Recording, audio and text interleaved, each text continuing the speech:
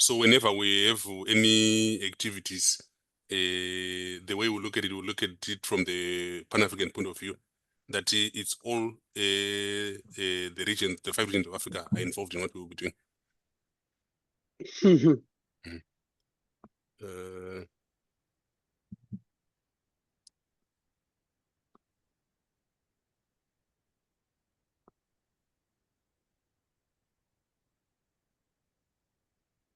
Okay, so I think Vita, you're over to you. I think you're in charge.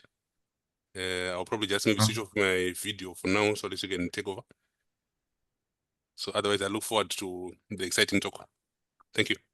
Bye. I suppose it is in the afternoon where Pablo is. Here's morning? Here's morning. Here's morning. Here is 9 a.m. Okay. 9 a.m. Yeah. So, just a minute. Okay, so good morning, good afternoon, wherever we are. Welcome to this month's webinar, September 2026. This is AMRS webinars. And the aim of these webinars is to showcase what we are planning and as well learn from what others are doing here in Africa and outside. And that is why today we are happy to be here with Professor Pablo Jarillo-Herrero. But before we start and introduce him officially, I just wish to inform you of what we are planning ahead. And in this year, December 9th to 12th, 2025, we have what we call the IUMRS, ICAM, that is the International Union of Material Research Society, together with the International Conference on Advanced Materials, ICAM. This event will be hosted for the first time in Africa, and it will be in Ghana. And we have a number of plenary speakers, as you can see from my screen. The dates are from 9th to 12th December. It also has a pre-conference 2 days before it. And if you're willing, if you're interested in participating, those are the contacts. And of importance to us again is the 13th International Conference of the African Material Research Society, that is the AMRS 2026, which we are going to host here in Kenya. And we're targeting to have more than 500 participants. So that is why we are starting this early in planning, and it will be at University of Nairobi, that is at University Towers. And we shall also have a pre-conference that will be on 5th to 6th December 2026, and then the conference dates will be from 7th to 10th December. Our theme is material science and innovation, driving sustainable development and socioeconomic transformation in Africa. And our themes will cut across biomaterials and materials for health, materials for agriculture, energy, construction, nanotechnology. We also have environment, water and sanitation, mining and mineral processing, advanced materials, that is key. And then you also have materials and structures. AI is the thing now. We shall also have artificial intelligence in material science. And we're organizing quite a number of symposiums. Just to mention a few, is we shall have the African Light Source Symposium. We shall have another one, which is the EMRS, the European Material Research Society Symposium, and others that are coming. And remember that in the pre-conference, we shall have quite a number of workshops too. So please note the dates, mark them in your calendar, and help us to reach out the whole world, because it is not just for Africans. The participants will be coming from various areas in the world. And for today's webinar, we are going to have Professor Pablo Jarillo-Herrero, which I would like Professor Samuel Chigome to please go ahead and introduce our today's speaker. Thank you.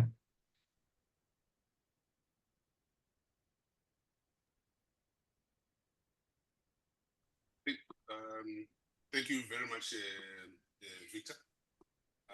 Your sound is a bit low, Samuel. Oh, can you hear me now? Yes, please proceed. Okay. Thank you very much, Victor. I think what I can start off by saying is that I met Professor Pablo in Singapore at the ICMAT conference 2025. He gave a very wonderful plenary talk. So I think after that we talked, and it's interesting that he was telling me a lot of things about Africa, even about Botswana.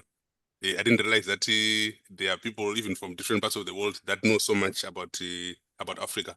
So I think from there, that's when I realized that indeed he has the heart for contributing towards the development of Africa. So I think it is based on that. That's when we started talking about what we try to do as African MRS, and he kindly agreed to participate by giving a talk for this webinar today. And also to continue to get engaged in our activities.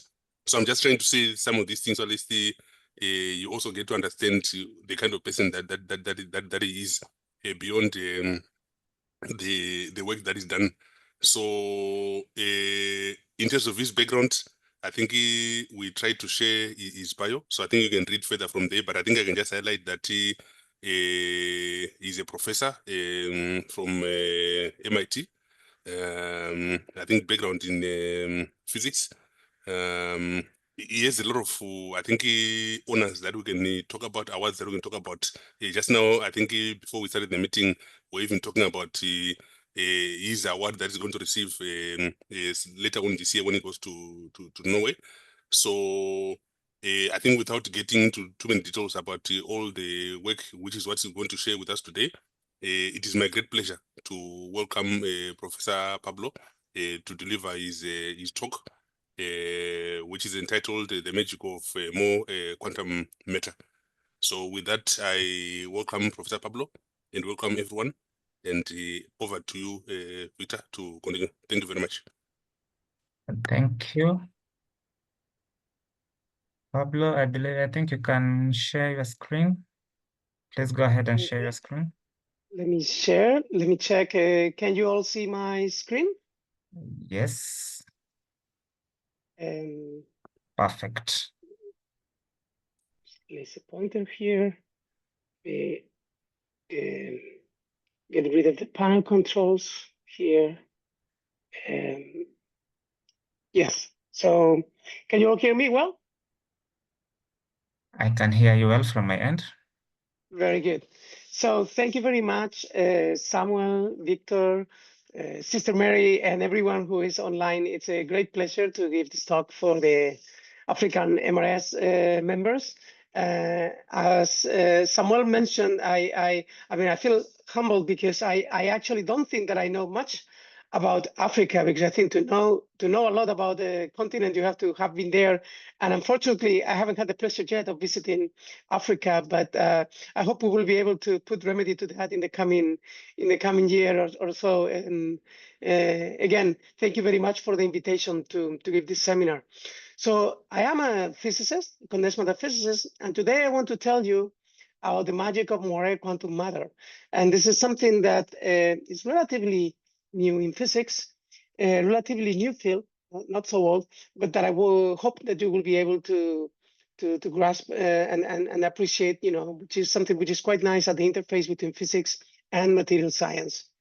So I want to start from a more generic point of view picture, and that is to discuss about the emergent behavior of quantum matter.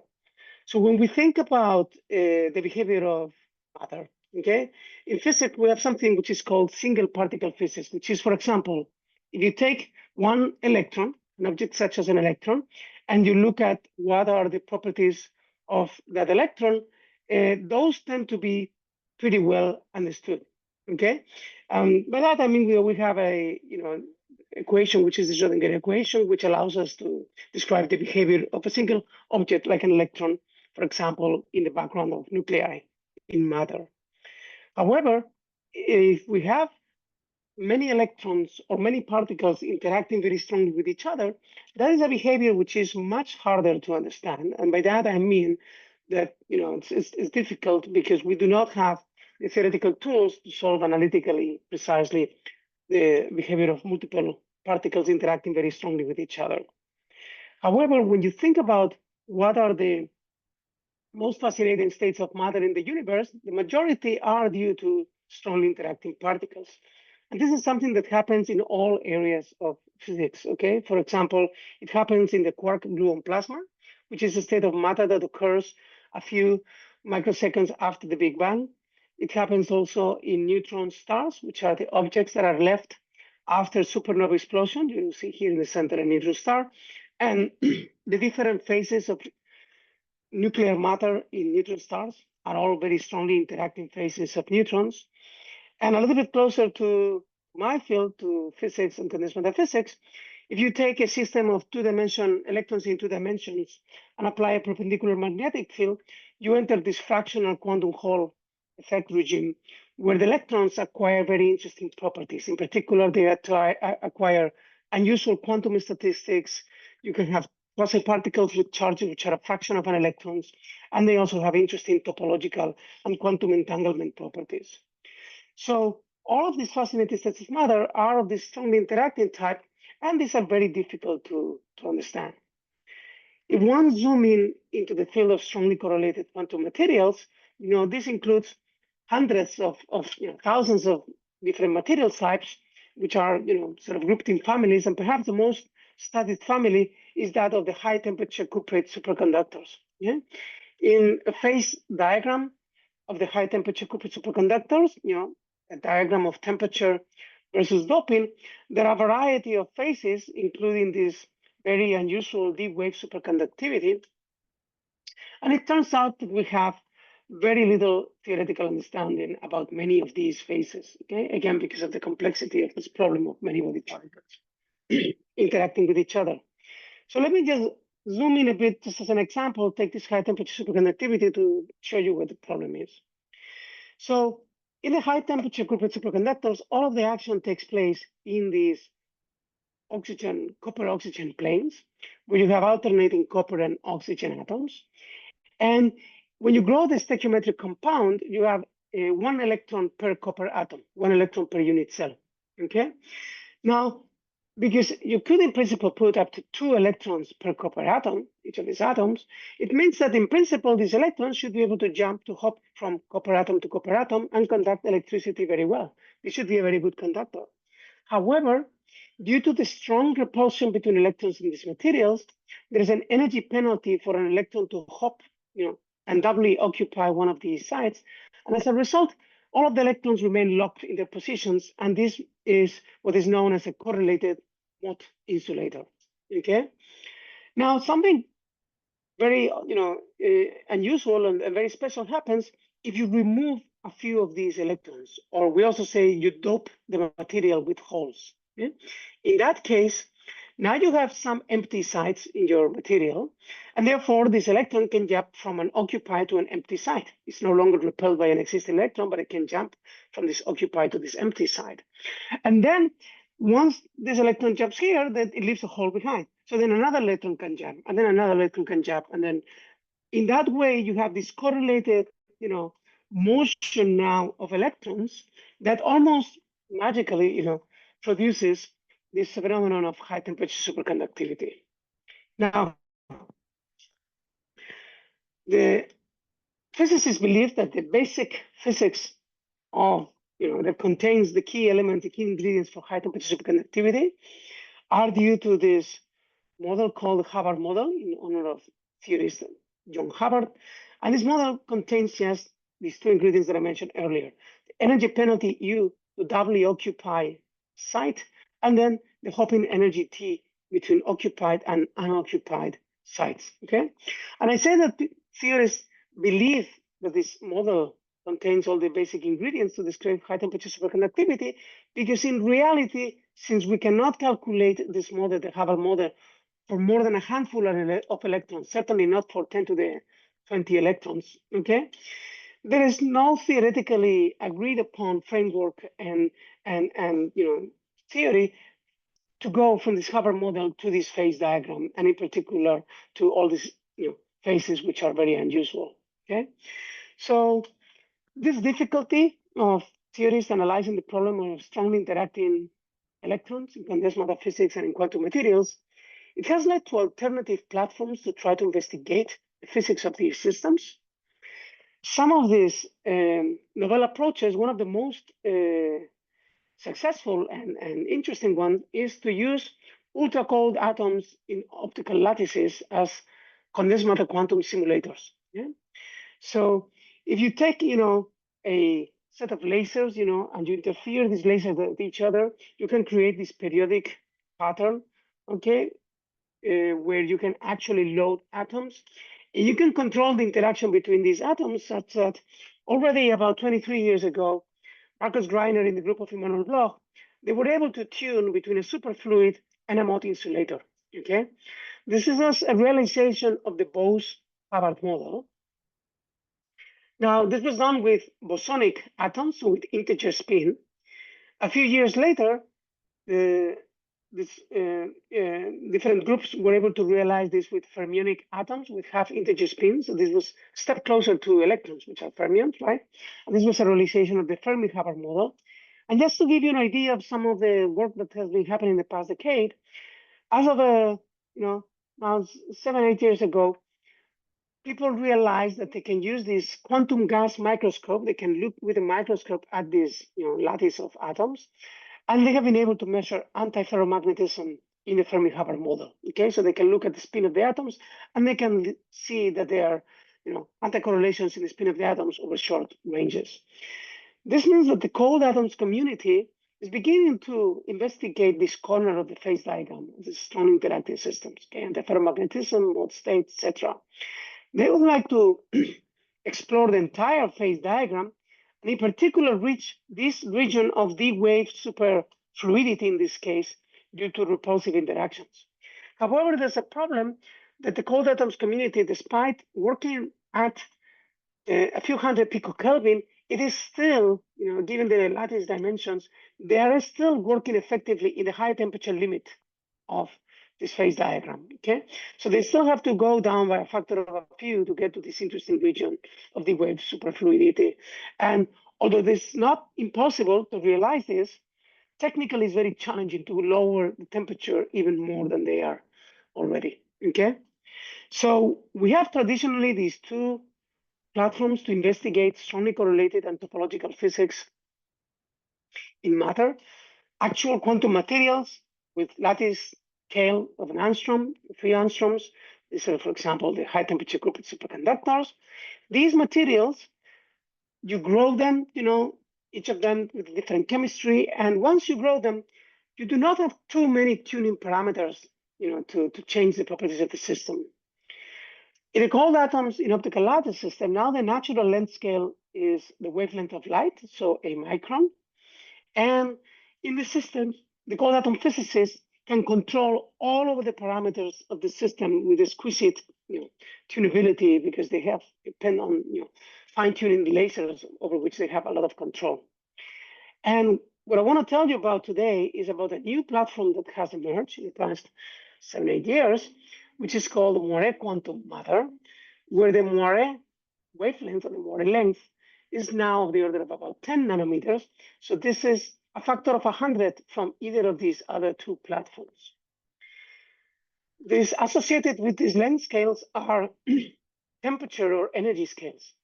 In quantum materials, for many parameters of the system, energy scales are of the order of 100 to 1,000 Kelvin.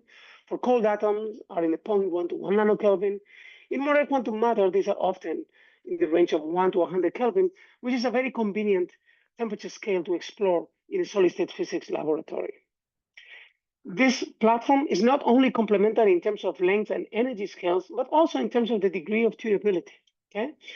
We don't have quite as much control as the cold atoms community have with the system, but we have quite a bit more than the usual quantum materials community. And in unlike the cold atoms systems, we have been able to realize pretty much all of the phases of quantum matter that exist in these systems and discover even a few new ones. So the technical development that initially enabled this condensed matter systems platform was something which has become to be known as twistronics, which is that with the advent of 2D materials, we are able to do now something that was impossible to do in the history of material science, and that is to control the relative angle between crystalline planes in materials completely at will. Okay, so you can take, for example, a graphene sheet, a honeycomb of carbon atoms, and you can place another graphene sheet on top of it, but you can do that with any relative twist angle between these two materials that you want. You can choose it. You can choose to stack these two graphene sheets at 30 degrees, at 27 degrees, at 1.1 degrees. I will show you why not. So this is something which is unprecedented in the history of material science. And the interesting thing is that the electronic, optical, mechanical properties of the combined heterostructure change dramatically as a function of this twist angle, okay? And that is something which is very unusual. So the magic of Moiré quantum matter is that when you use this Moiré quantum matter platform, within the span of 6-7 years, we have been able to realize pretty much all of the phases of quantum matter that are known, from very exotic type of correlated insulators to superconductors to new topological phases, new types of magnets, quasi-crystals, new types of ferroelectric materials, strange metals, generalized Wigner crystals, excitonic insulators, new pneumatic systems, etc., etc., etc. This list keeps going on as new phases are added continuously. So this is something which is quite unusual. And the name Moiré quantum matter comes from this Moiré pattern that you get when you superimpose two periodic structures with a twist angle. If these lattices are not identical, they're different, you can get a Moiré pattern even if you don't twist, even at 0 degrees twist angle. So with this introduction, this is the outline of what I want to tell you about today. I want to tell you about graphene and magic angle graphene, which is the first Moiré quantum matter system where a lot of this exotic physics was discovered. Then I'll be telling you about what happened after the discovery of magic angle graphene and what I call the rise of Moiré quantum matter. And then I hope to have a few minutes to tell you about some outlook on how this is impacting the materials community and other communities in physics and beyond. So let me start with graphene and magic angle graphene. So graphene is a honeycomb of carbon atoms. All of these atoms are carbon. They're all chemically identical. However, from the crystallographic point of view, from the physics point of view, we have two types of atoms, the A and B sublattices, or the red and green balls in this diagram, okay? Now, this is because in order to tile a honeycomb lattice, you need two unit vectors and a two-atom basis. Now, one can calculate the electronic properties, the electronic structure of graphene, okay, the energy momentum dispersion into dimensions, and you can see it here. And it is a very unusual electronic structure. Near the Fermi energy, near charge neutrality, turns out the relationship between energy and momentum for electrons in graphene is linear, okay? That's very unlike most materials. Okay, 99.99% of materials, the relationship between energy and momentum is quadratic, okay? The typical p squared over 2m, the kinetic energy. However, for electrons in graphene, due to the symmetry properties of the graphene lattice, the relationship between energy and momentum is linear. And that is the reason why graphene is a zero gap semi-metal, okay? And this linear behavior between energy and momentum, which is more typical of objects like photons, for example, okay, massless ultra-relativistic particles, has led to all kinds of comparisons between the behavior of electrons in graphene and the behavior of massless ultra-relativistic particles in particle physics systems, okay? And in fact, if you look at what is the equation that describes the behavior of electrons in graphene, it's nothing else but the Dirac equation into dimension for massless particles, okay? Don't worry, this is the only equation that I'm going to show the entire talk, okay? So And here you can see that energy is linear in momentum, okay? And in the usual Dirac equation, there is a pseudo spinor here that in the case of graphene is telling you whether the weight of the electron wave function is on the A type of sublattice or on the B type of sublattice. The only other thing that I want you to remember about electrons in graphene is the number 4, okay? 4 is because we have two of these, we call them valleys, okay? The K and K prime valleys, or the Dirac cones or valleys. And electrons in graphene, as a result, can have spin up, spin down, or be in valley K prime. So we have this fourfold degeneracy, or these 4 degrees of freedom for electrons in graphene. Okay, just remember the number 4. Okay, so that was single layer graphene. If we place graphene on top of graphene, okay, we create a Moiré pattern where the Moiré wavelength, which is the distance between the soccer balls that you see here in the screen, okay, is dependent on the twist angle. Okay, in particular, is inversely proportional to the twist angle at small angles. So this is what happens in real space. Let's see what happens in momentum space and therefore to the energy structure. So this is a single layer of graphene in real space, the graphene band structure. This is the reciprocal space, the momentum space. If we cut our Dirac cones at a finite energy, we have these Fermi surfaces of the K and the K prime points, okay? Only 2 of them are independent. The other are copies by reciprocal space lattice vectors. If we now place another graphene sheet, and this is perfectly aligned, the reciprocal spaces are also perfectly aligned. Okay?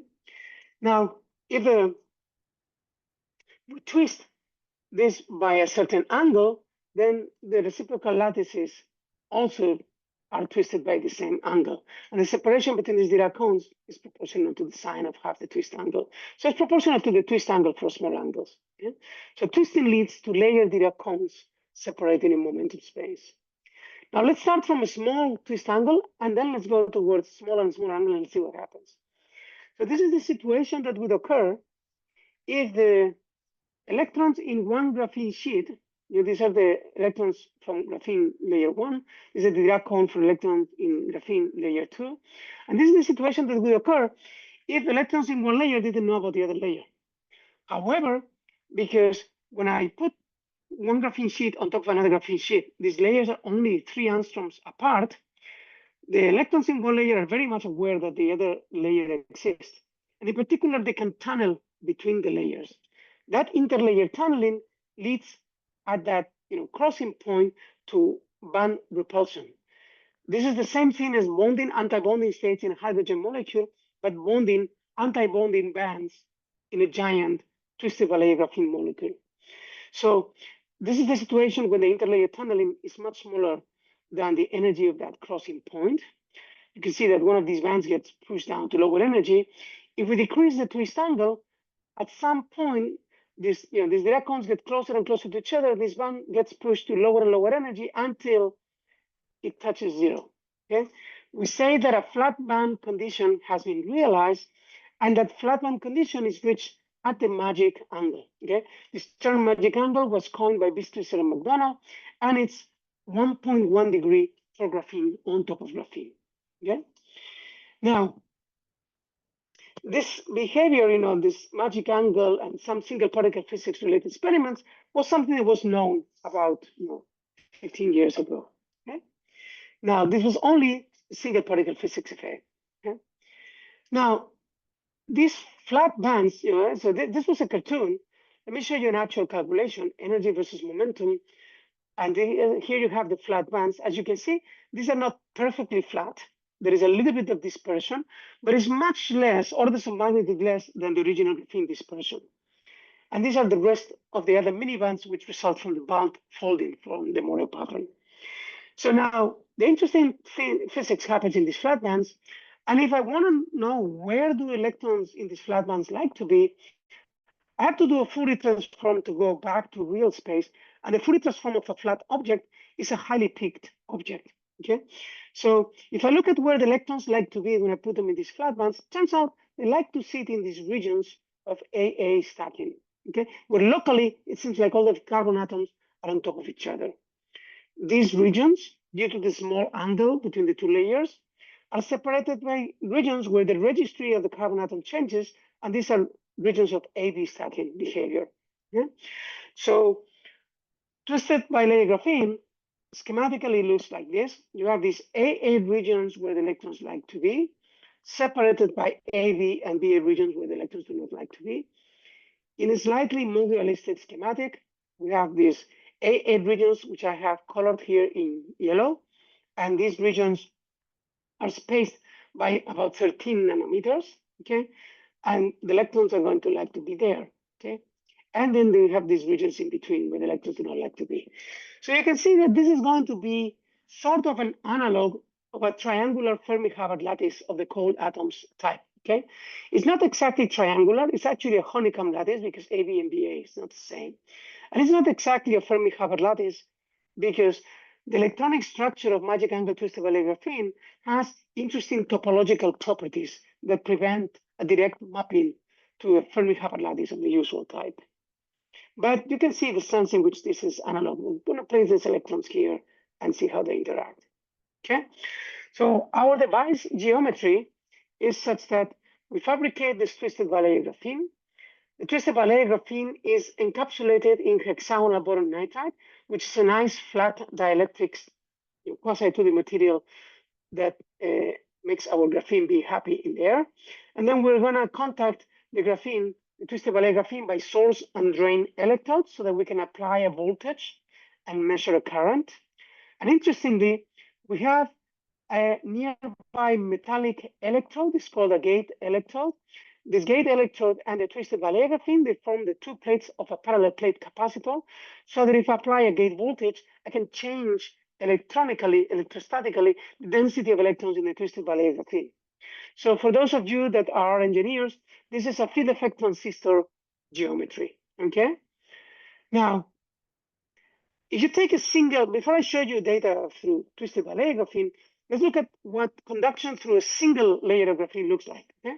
So the conductivity of graphene as a function of density, looks like this. If your Fermi energy is here, you have lots of holes and you conduct very well. If your Fermi energy is here, in the conduction band, you have lots of electrons and your conductivity is very high. If your Fermi energy is right around the charge neutrality point, you have very few charge carriers and therefore your conductivity is poor. So the conductivity of electrons of graphene versus density has this V shape, which has been measured by thousands and thousands of groups around the world. Now let me show you what happens with magic angle graphene, okay?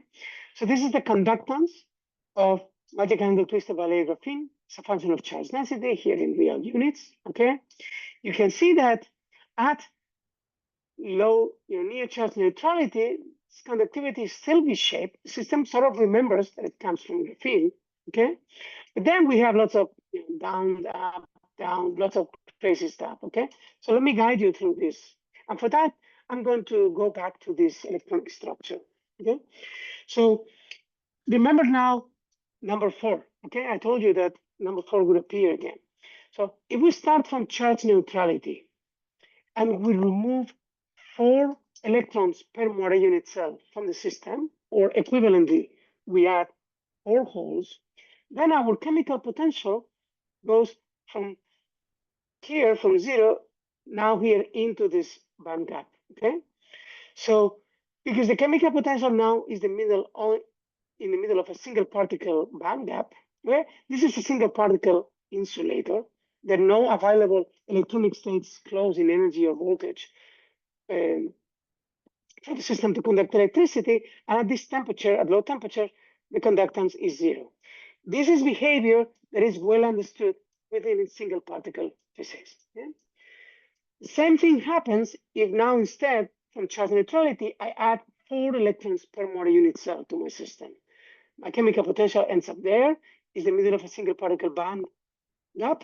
So the conductance is 0. I have a single particle insulator. Okay? So this is behavior which is easily understood. The interesting thing that happened was, and that we saw in our data, is when we add 2 holes per Moiré unit cell, okay, from charge neutrality, or 2 electrons per Moiré unit cell. In both cases, now your chemical potential is in the middle of a flat band. It's in the middle of a band with a very high density of states.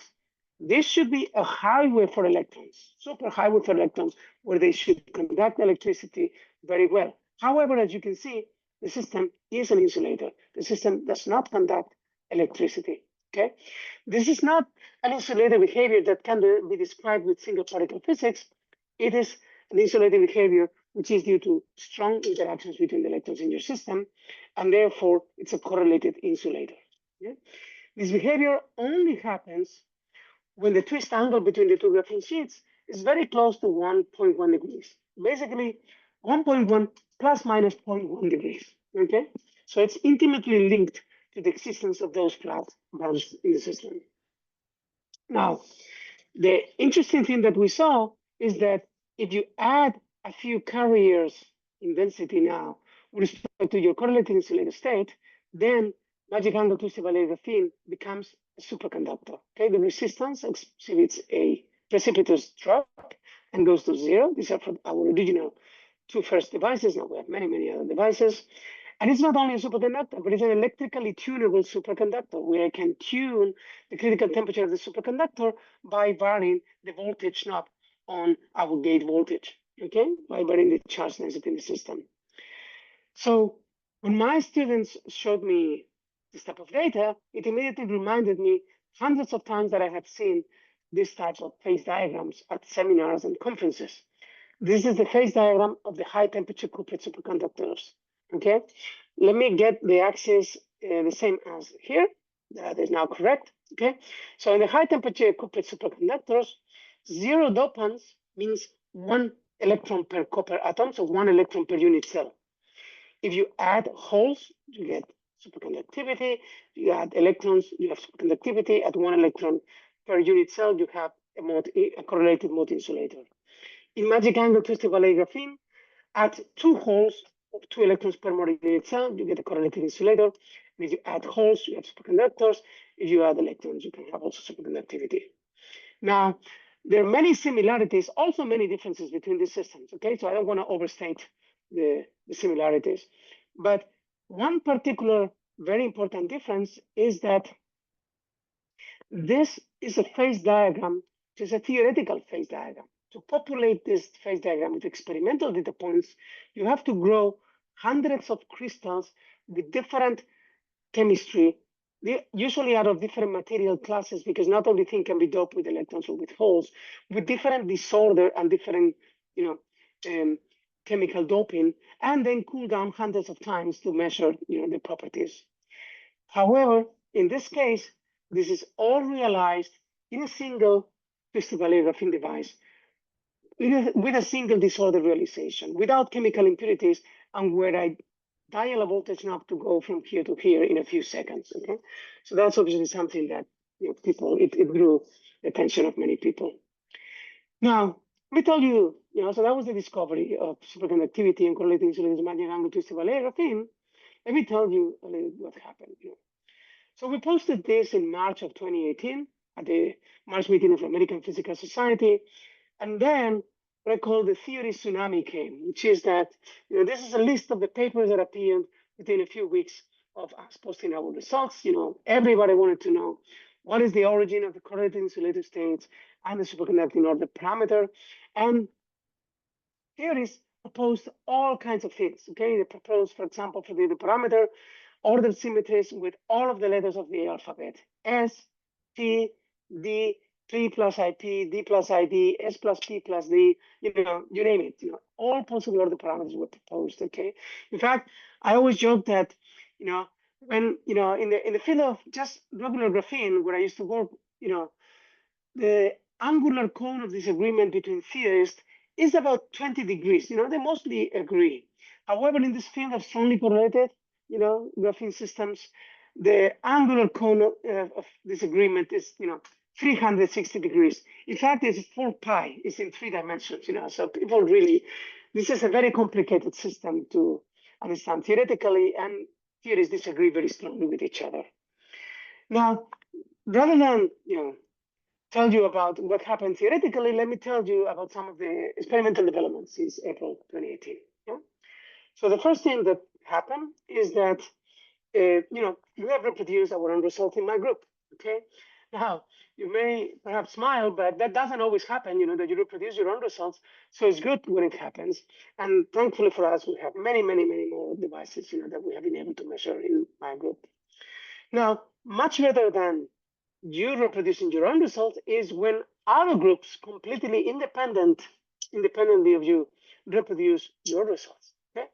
Only then this becomes real physics, real science. And thankfully for us, many groups have independently produced our results and even extended them to other systems. Okay, so this is something which is very established. Now, there is plenty of other phenomenology characteristic of quantum materials that has been observed. For example, and as I mentioned earlier in the introduction, strange metal behavior, nematocyclicity, Fermi surface reconstructions, cascades of phase transitions, pseudogap physics, etc. And we have discovered also many other correlated systems based on this twisted Moiré quantum matter platform. For example, ABC rhombohedral graphene aligned to HBN, magic angle twisted bilayer graphene. So 2 layers of graphene without twist angle, and then 2 without twist angle, and now you twist them on top of each other. We call that magic, twisted bi. Also, the Moiré transition metal like chalcogenides, many studies now, very interesting studies. So there's many systems, which are being discovered. One thing which was very important was the discovery of ferromagnetism, anomalous Hall, and integer and fractional quantum anomalous Hall physics in the systems, because this brought the role of front and center, the role of topology in the systems.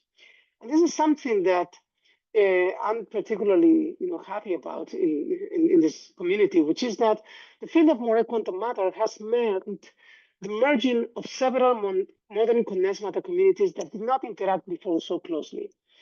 On one hand, you have the 2D van der Waals materials and heterostructures community, people that did, for example, graphene, like myself. Then you have also the community that did strongly correlated materials, such as high temperature cuprate superconductors, heavy fermions, iron pnictides. Then you have the people that did topological condensed matter physics, okay? Integer and fractional quantum Hall effect, topological insulators, topological vials, semi-metals. All of these communities, all 3 communities, come together in this field of Moiré quantum matter because physics from each of these communities is very relevant to what happens here. So, back in 2019, together with our collaborators, Senthil and his group members, we predicted that nearly flat Chern bands would form as Moiré superlattices, and therefore topological characteristics would emerge in a variety of Moiré superlattices. And then just a few months later, the group of David Goldhaber-Gordon at Stanford measured this very strong anomalous Hall effect, so finite Hall effect at 0 magnetic field.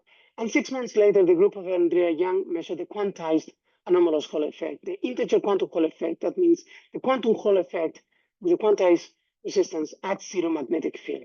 Okay, and that was something which was very interesting. Moreover, just a couple of years ago, things became even more interesting when the fractional quantum anomalous Hall effect was discovered. Okay, that means the fractional quantum Hall effect, but at 0 magnetic field. And this was done in 2 Moiré quantum matter systems. First one was by the group of Shard and Shu in twisted bilayer MOTE2. It was also similar work done in optics by Chardon and by the group of Kiefer, Mack, and Jishan. And you can see here how this resistance is quantized at a fractional value at 0 magnetic field. So the conductance is 2/3 E squared over H. And a few months later, my colleague Lon Ju at MIT discovered the fractional quantum anomalous Hall effect in a rhombohedral graphene hexagonal boron-nitride Moiré heterostructure. So 2 different Moiré heterostructures where this fractional quantum anomalous Hall effect was discovered. And there was a lot of earlier theoretical work about this state of matter called fractional Chern insulators that give rise to the fractional quantum anomalous Hall effect. But until Moiré quantum devices came, this was not possible to realize.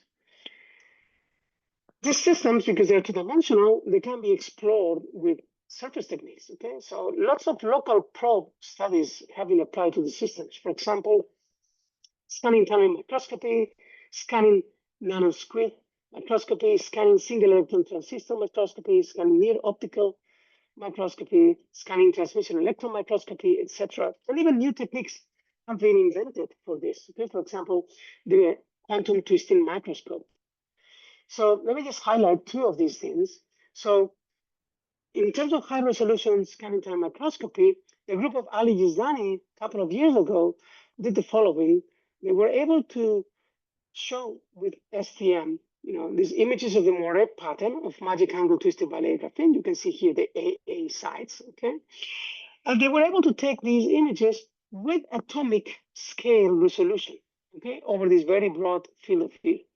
So they were able to look at the individual carbon atoms, the twisted system here. And it turns out the many-body ground state of the system in the correlated insulator state depends, okay, the type of correlated insulator state has an imprint on the atomic scale wave functions. So they were able to do spectroscopy and measure the atomic scale wave functions with a Fourier transform, and then from there determine what was the type of correlated insulator state, so the many-body ground state associated with the system, and distinguish between many of the options that theorists had proposed, okay? So this was a fantastic, super high quality STM work by the group of Ali Gizdani at Princeton. And then also in 2023, the group of Shahali Ilani at the Weizmann Institute, they reported the invention of a new technique. It's called the quantum twisting microscope. So what this does is the following. What I've told you, we can put two graphene sheets on top of each other with any angle that we want between the sheets. But once we fabricate the devices, the twist angle is fixed, okay? Shahal thought of the following. Why don't we split this thing into two parts? And we have one graphene sheet on a substrate and another graphene sheet, I put it on a tip of an atomic force microscope. And now with this atomic force microscope, I can bring this tip next to the other, but I'm able to rotate in situ with electronic control the angle between the two sheets, okay? And with that, now you have in situ control over the twist angle, so you can explore different twist angles in a single device, okay? So that was something which is very, very fascinating, and that many people, are now setting up quantum twisting microscopes to do very interesting physics. Now, last thing I want to mention in terms of these experimental developments is that we don't need to twist only two things. We can twist more layers, okay?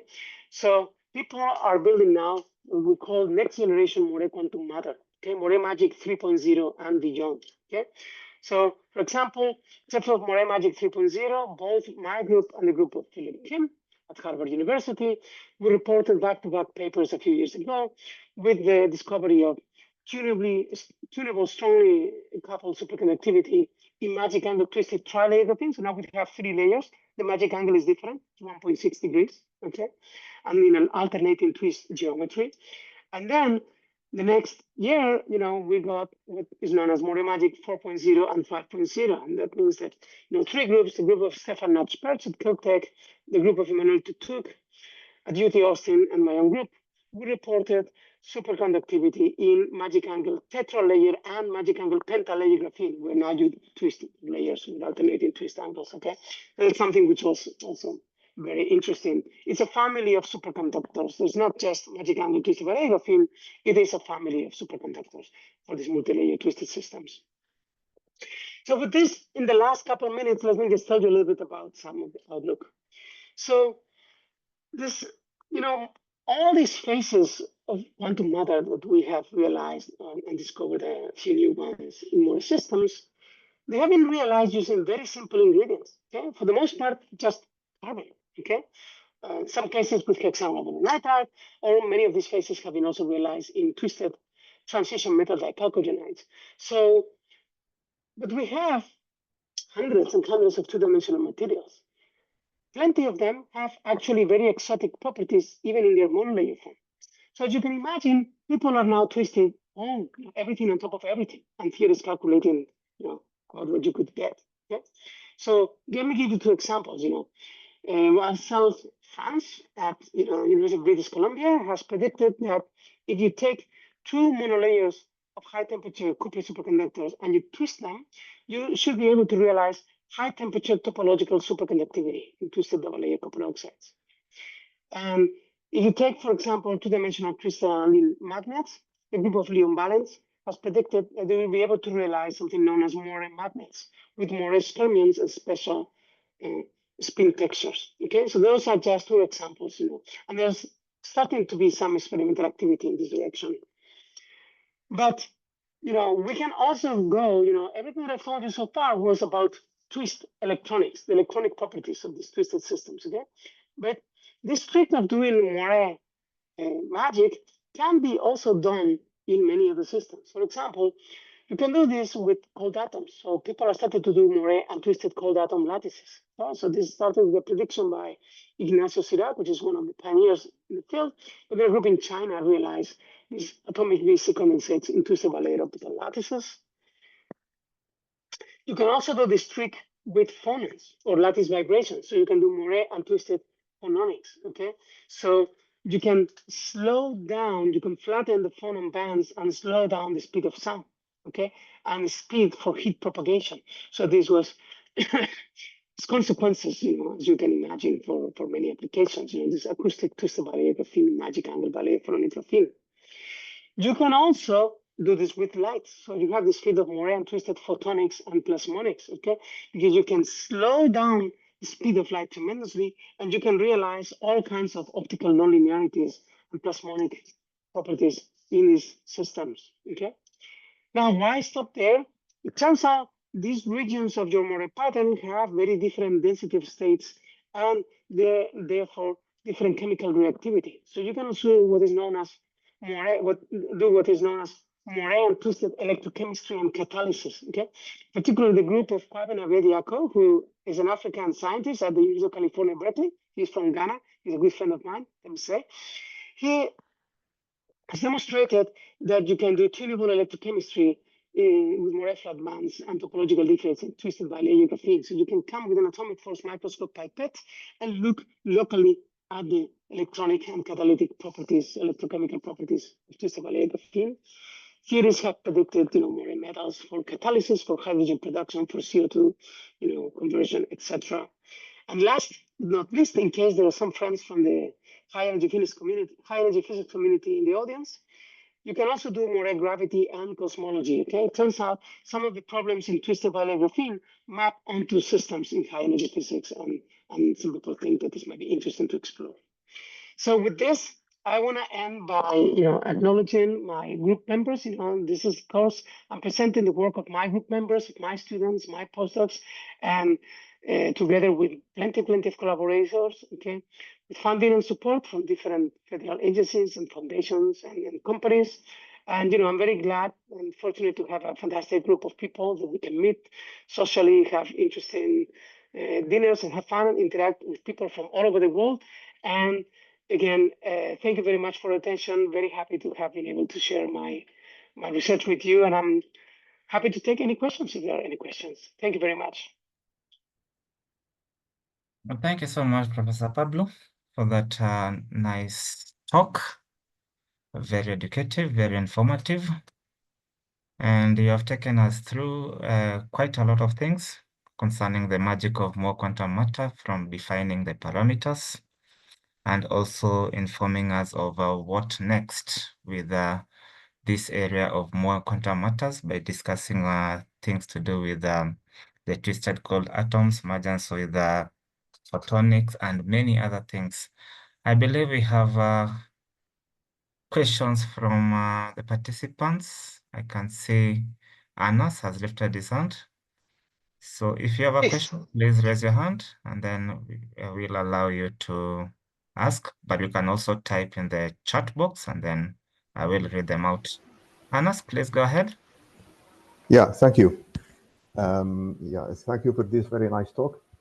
I just want to ask about the effect of the boundaries, because I think the systems are assumed to be like in the thermodynamic limit. So real 2D systems. So how about if you shrink maybe a width and you consider that there is quasi 1D systems, for example? This is a question. Also, if you do you also have a realization of a cube, like we know the carbon nanotubes. So could we have a moiré, these sheets, and then it could be turned as a tube? So I'm a theorist, so maybe some question maybe technically not available, possible, but this is some, let's say, imagination.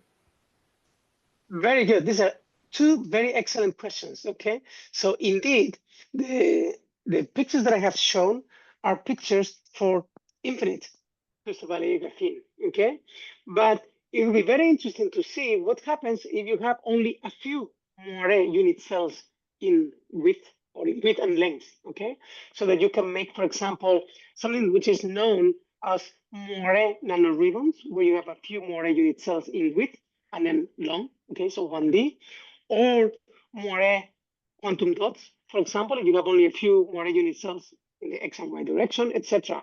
There is very little theory work on these systems, okay? Most theories have been working in, as you said, the thermodynamic large area limit, but it was very interesting to do that. And of course, the analogy that one can make also is with graphene nanoribbons and with carbon nanotubes. So as you say, if you take a double wall chiral carbon nanotube, there will be for sure a Moiré pattern in the double wall chiral structure. Okay. Now, I don't know, if there are magic angle double wall carbon nanotubes, and it would be very interesting to calculate their properties first, and then hopefully experimentally they can be realized. I don't see a reason why they should not be realizable in some sense. Okay. Now it's true that the diameter of carbon nanotubes is only, let's say, typically of order nanometer or few nanometers, whereas magic angle, the Moiré unit cell is 13 nanometers, so 13 nanometer wrapped around the nanotube. You have to divide by 2 pi, right? So this would be 2 nanometers. So 2 nanometer double wall carbon nanotubes with the appropriate chirality could maybe realize some of this physics. But of course, there are going to be modifications due to the bending, So it would be very interesting if theories like you could calculate this thing, A few people have asked me, but there's been little activity. But I think it would be very interesting. So these are excellent questions. Okay, thank you. Mary, Sister Mary. Thank you, Professor Pablo, for that nice presentation. I'm just wondering if your work can also extend to our African universities, where maybe you have a network of collaborations here in Africa that we can work with, or are there any structures that support this work, or maybe scientists can travel to your labs, or a possibility of maybe starting such labs in Africa? Thank you. Maybe before you answer, Pablo, I wish to combine it with what Professor Martin has asked on the public chat, which are what are the main challenges of initiating this kind of work in terms of infrastructure? And similar to what Mary has asked, can African labs participate in this type of research? So, of course, African labs can participate in this type of research. It is true that some of the physics that I have presented require equipment which is very expensive. Okay, for example, to explore superconductivity, which occurs at low temperatures, you need, for example, in our experiments, we use dilution refrigerators, which are equipment which is very expensive, and perhaps not all African countries can, or universities can afford to purchase that very expensive equipment. Okay, but of course, when you cannot afford to do things yourself, you can always also try to collaborate with people, right? I mean, we do that also in my lab. Sometimes we don't have a type of equipment, and we collaborate with other universities in the US and also abroad.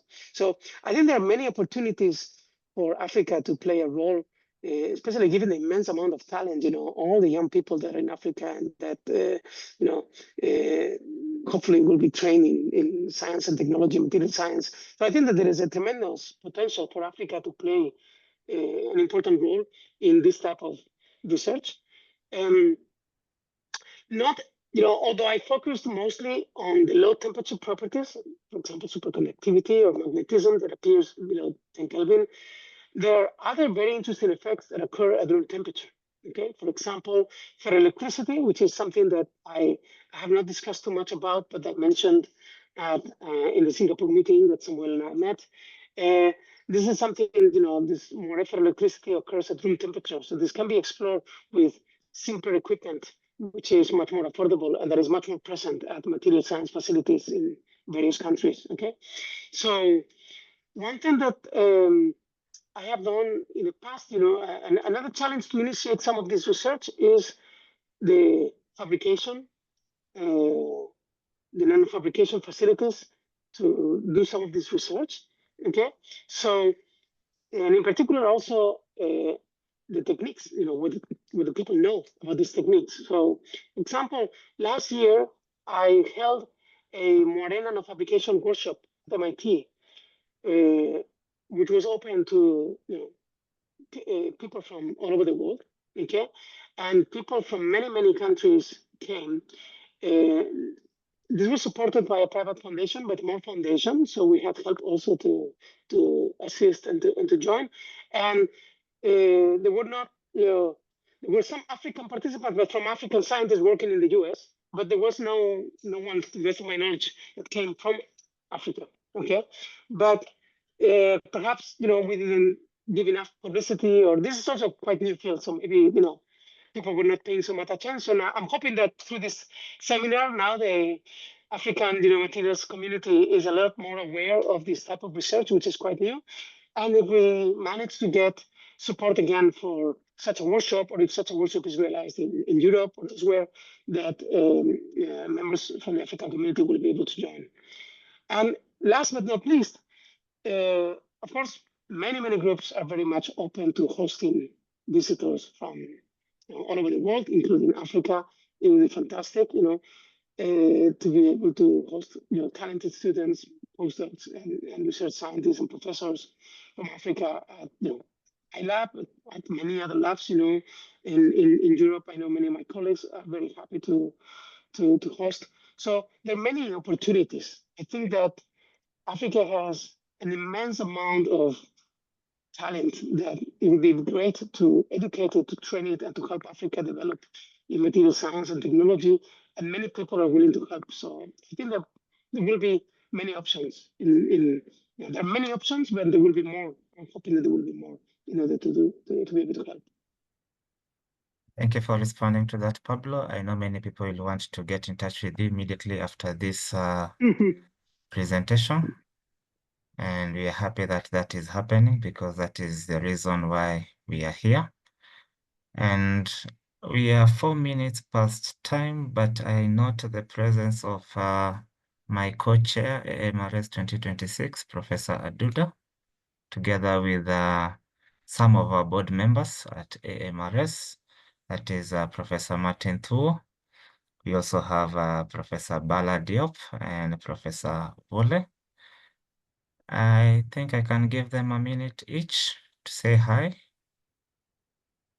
If you're in a position, maybe you can start with Professor Duda.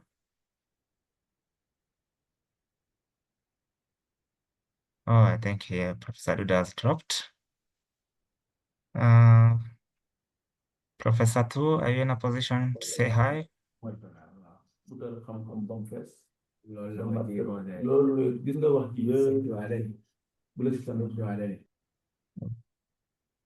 Professor Tu, are you in a position? Yes, I am. Please just say hi to members. Hi, Pablo. Very nice to meet you. Very nice talk. And I hope that we can find a way to work together to tap into this African talent. I'm at NC State, and I've been working with AMRS to bring a lot of talent to the US. So I'll be reaching out to you to chat a little bit. Very good. Thank you. Thank you. Then you have board chair, Professor Wole. Are you in a position to say hi to the participants, Professor Wole?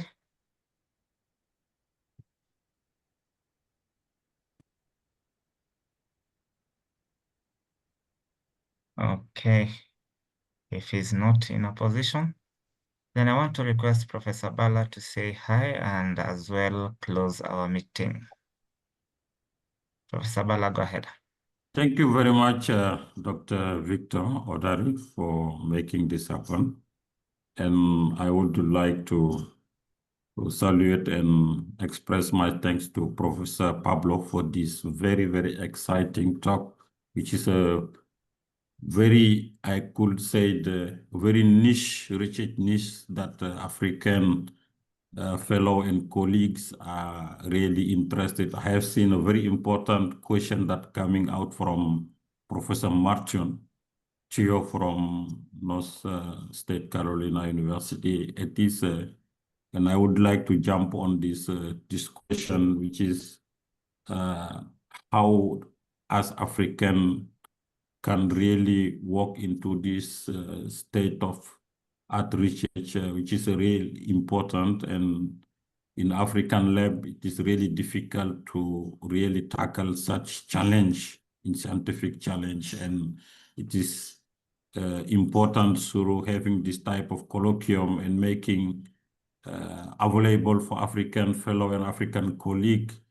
And it is really an immense pleasure, and it is an immense contribution that we can develop collaboration and look at how we can make African to benefit from such important research. So thank you for Pablo for being here for us. And as I'm sure Victor will make sure that you attend the upcoming African MRS conference in Nairobi, which is really important for all of us. It is a gathering for all African diaspora and other colleagues from Europe, Africa, China, and all over the world. So it is a very important day for all of us. So I would like to thank all participants as well for being here. The African Material Research Society is a society for all of us, and we have to contribute to really tackle the grand challenge that the continent is having. So thank you, Victor, for making this happen once again, and thank you all. Thank you, Professor Bala. And as we close, lastly, I wish to inform you that our next month's webinar will be by Professor Lim Chitek from the National University of Singapore, and is going to speak about advancing healthcare through AI-enabled, wearable, and metaverse. So we look forward to that presentation. And once again, thank you, Professor Pablo, for your time. Thank you very much. Thank you very And much, also Victor, taking us Samuel, through and the everyone. more. We appreciate, and I look forward to see you in Nairobi. Thank you. Thank you very much. Goodbye, everyone. Enjoy your evening. Enjoy your day. Goodbye. All right.